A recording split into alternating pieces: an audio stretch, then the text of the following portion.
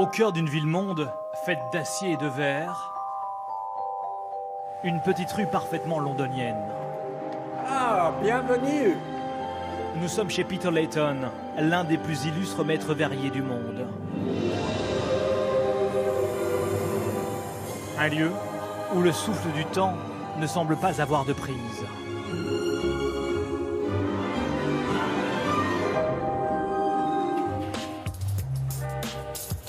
Ici, le verre est en fusion.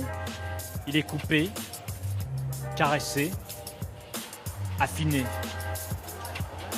poli, arrondi, refroidi. Une matière vivante et sauvage, domptée depuis près de 5 décennies par Peter Layton. Un styliste haute couture du verre. Je ne peins pas sur le verre. En réalité, ce sont des pigments de couleur incrustés dans le verre. Et certaines de ces créations sont tellement belles qu'on peut avoir l'impression d'avoir simplement peint le verre. Pour ses dernières œuvres, Peter Layton s'inspire des grands maîtres de la peinture. Les tournesols de Van Gogh ou les jardins de Monet. L'artiste voyageur reproduit aussi les merveilles de la nature, comme ce vase au motif de la grande barrière de corail. Ça m'a été inspiré par un séjour sur la grande barrière de corail. J'ai fait de la plongée. C'est l'un des plus beaux endroits dans lequel je me suis rendu de toute ma vie. Et c'était une expérience incroyable. Ces petites couleurs brillantes ici et là représentent dans mon esprit des petits poissons colorés qui nagent. Ou du corail. Donc voilà, j'ai développé ça. Et ça commence toujours dans un four de verre en fusion à 2300 degrés. Une pâte de verre pigmentée de couleurs qu'il faut façonner progressivement. C'est gluant et grumeleux. C'est tellement chaud que lorsque je le tourne, ça se déforme. À la seconde où j'arrête, regardez. Et ça tomberait par terre. C'est pour ça qu'il faut continuer à tourner. Et j'essaie de le centrer au maximum.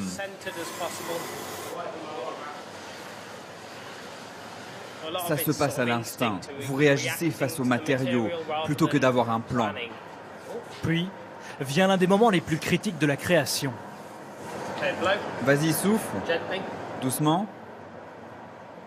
Ça élargit l'intérieur de la pièce et ça remplit l'œuvre d'air. Vous ne soufflez pas tant que ça? Non, pas besoin. Beaucoup de gens pensent qu'il faut beaucoup de souffle. Mais si tu souffles trop, tu peux littéralement exploser le verre et tu ruines tout. Donc c'est un processus très précis.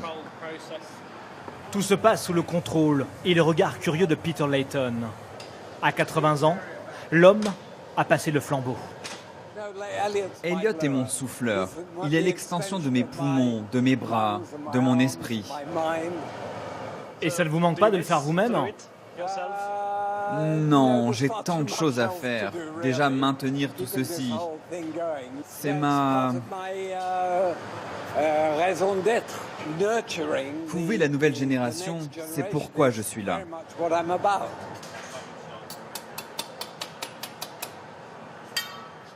Dernière étape, l'œuvre doit maintenant reposer 36 heures dans ce four.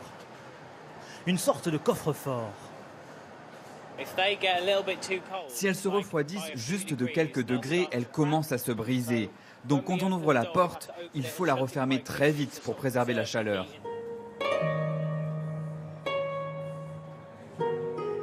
Les plus belles pièces de Peter Layton se vendent plusieurs milliers d'euros. Certaines parcourent le monde. Notamment cette œuvre magistrale, une sorte d'oiseau avec des ailes de verre et d'acier, construite au cœur du Legend of the Seas, la légende des mers. Lors d'une traversée de l'Atlantique, le paquebot est pris dans une terrible tempête. Les hublots étaient cassés, l'eau rentrait, les tapis étaient trempés. Il a fallu remeubler tout le bateau. à l'exception, m'a-t-on dit, de notre œuvre, qui se balançait de manière splendide pendant la tempête. Elle a survécu. J'étais terrifié. Je pensais qu'elle allait se détacher, mais visiblement, elle voguait avec grâce. Pour l'œuvre de Peter Layton, la légende des mers porte donc merveilleusement bien son nom.